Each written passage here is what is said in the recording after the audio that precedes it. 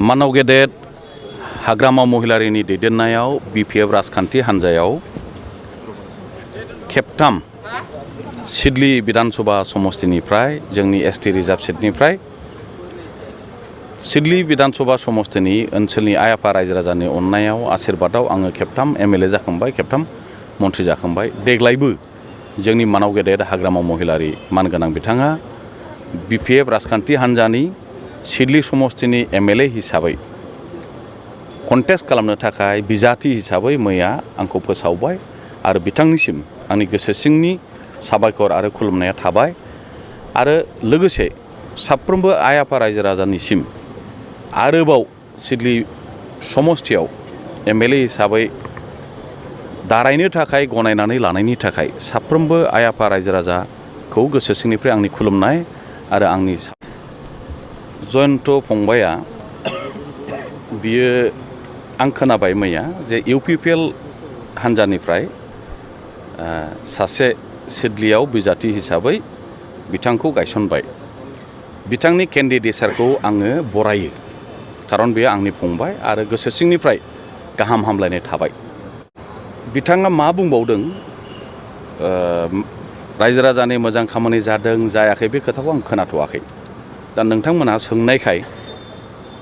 नाथाय आं बिनि भिजुवेलखौ नुयोमोनब्ला माने मा बुंदों मा खोथा बुंमारदों होमबा आङो फिननाय होनो मोजां जागौमोन। दा गतिके दिनै आं हठात माबे सेन्सआव बुंदों मा खारनाव बुंदों, दा बिथाङाबो दारायबाय जेब्ला नमिनेसन होगोन जेब्ला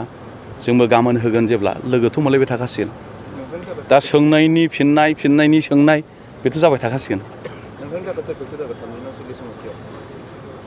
फेक्टर सेक्टर होनलायनायनि खोथा गैया। आसोल खोथाया जाहैबाय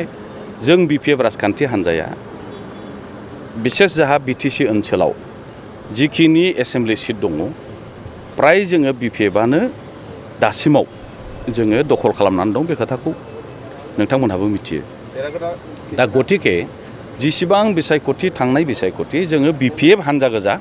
जेब्लायबो जोङो बाहागो लाबोदों आरो जोङो देरहाबाय थादों। देग्लायनि जि सारा आसाम नाङै जि मोनसे गोदान राजनैतिक समिकरन एबा बिसारधारा फैदों, साननाय हनाय फैदों, बेवहाय दिनै बिपिएफ राजखान्थि हान्जाया कंग्रेस, एआइइउडिएफ, सिपिएम, सिपिआइ जिसिबां आसामनि नेशनेल आरो रिजनेल पलिटिकेल पार्टि माखासे जि ज' जानानै निर्बासन एबा इलेक्सन गेलेनायनि गेजेरजों आसामाव सरकार दानायनि जि मोनसे हाबाफारि एबा परिकल्पना खालामदों बे खोथाखौ नोंथांमोनहा नुबाय। बिनि प्रभाबा बिनि गोहोमा जोंनि सिडली समष्टियाव बियो गोग्गोमै गोलैगोन। सिगाङाव जों हारसिंमोन, एबाराव एआइइउडिएफ फैबाय, कंग्रेस फैबाय, सिपिएम सिपिआइ फैबाय। गतिके जोङो जुजिनायनि खेथ्रआव जोंनि बिर'धिजों अपोजिसनजों जुजिनायनि खेथ्रआव जोंहा बिराद गोरलै जासिगोन। एबाराव जोङो बांसिन भट मोननानै सिडली समष्टियाव बिपिएफनिफ्राय जोङो देरहागोन। सारा जुदि नोंथांनि समष्टिनिफ्राय देरहानो थाङोब्ला फार्स्ट प्रायरिटि हिसाबै थामसिन सिडली समष्टिनि रायजो राजाफोरनि थाखाय मा खामानि मावो जिहेतु सा ओनसोल हिसाबै बेयो गोदान आंनि थाखाय फिननांगौ खोथा नङा। 2006 मायथाइयाव प्रथम बिपिएफ राजखान्थि हान्जाया प्रथम एमएलए इलेक्सनाव बाहागो लादों आरो बे गिबि खेब बिसायख'थियाव सिडली समष्टियाव आंखौनो केन्डिडेट होदोंमोन। आइ आफा रायजो राजानि अननायाव देरहादों आरो बे समनिफ्रायनो 2006 माने बिटिसिआ जाजेनदोंल'। ओरैहाय 2005आव प्रथम बिटिसिनि इलेक्सन जादों। बोसोरसेनि उनाव आङो बिटिसिनि डेपुटि चिफखौ नागारनानै आङो दिसपुराव थांदों। बै समाव जोंनि सिडली चिरां जिल्लाया हेला गोदान जोंनि बिटिसिनि सुक्तियावल' हाबनानै फैदों।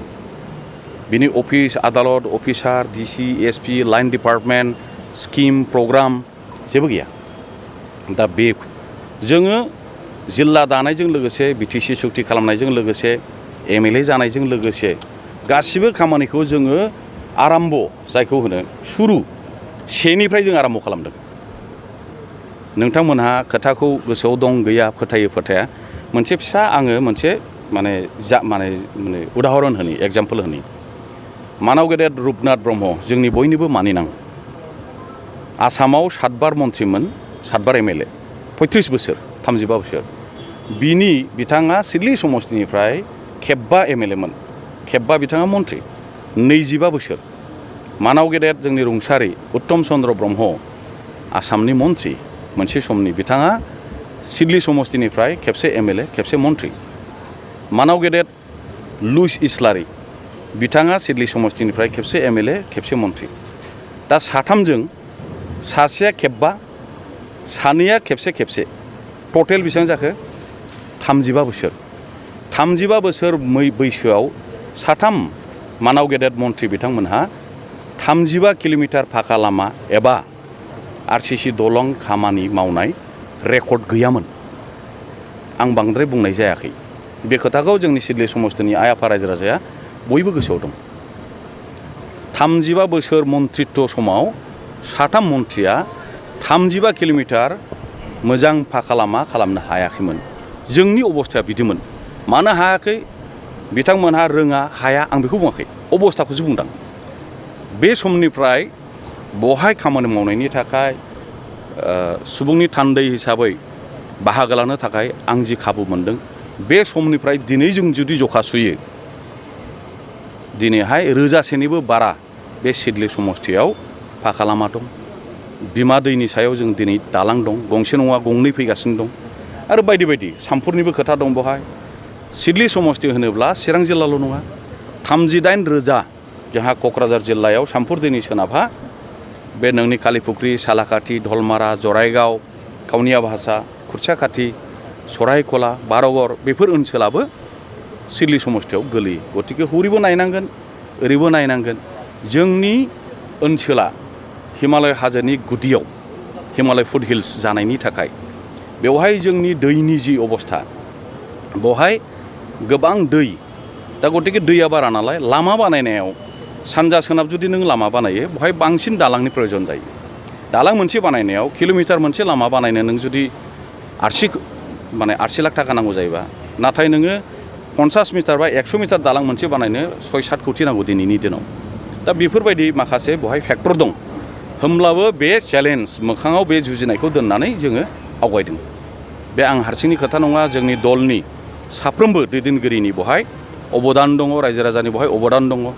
इलेक्ट्रिफिकेशन होननाय जोंनि सा ओनसोलनि गामियाव गैयामोन गैयैनि खारना मोननै मोनसेया जाहैबाय जोंनिया फरेस्ट एरिया फरेस्टनि आयेन हिसाबै दिनै जेखौ माने एनभायरनमेन्ट मिनिस्ट्रि होनो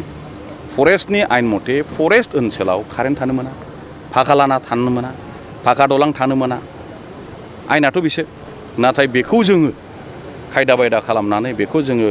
गोबां नाजानायनि गेजेरजों जोङो गोबां गामियाव जोङो दिनैहाय इलेक्ट्रिक कारेन्टखौ जों दिनै मोननो हाबाय फाखा लामा मोननो हाबाय नांबावगौ माखासे स्कुल बेखौ खालामनो हाबाय जोंनि जायगायाव बांसिन जिहेतु जोंहा बर' मिडियाम स्कुल जोंनि बर' ओनसोला बाराखाय जोंनि बर' मिडियाम स्कुल माने बे भेन्सारानो बारा बेथ' जेरावबो बेनो दा गैयामोन जों जेराव फरायबोदों बेबो भेन्सारमोन दिनै बेफोरखौ जोङो दिनै लासै लासै प्रभिन्सियेलाइज जोङो दिनै खालामफैनो हाबाय बिभिन्न बिथिङाव दङ आबादनि बिथिङाव स्लुइस गेट होनाय गैयामोन दिनै एसेबाबो जाबाय इलेक्ट्रिफिकेशन निलमोन दिनैफ्राय जाबाय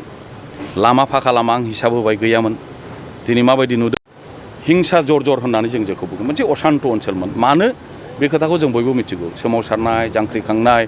बहाय गोबां सम भुल बुजाबुजि जायोमोन बेफोर गासिबो खोथाखौबो